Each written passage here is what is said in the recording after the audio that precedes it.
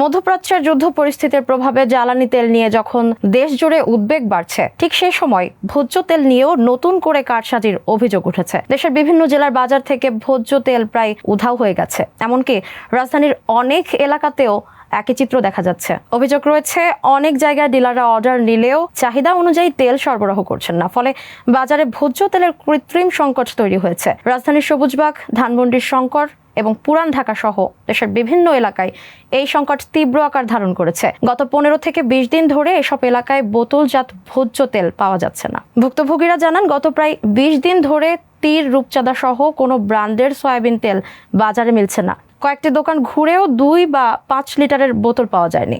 কোথাও কোথাও ক্যানোলার তেল পাওয়া গেলেও তার দাম অনেক বেশি।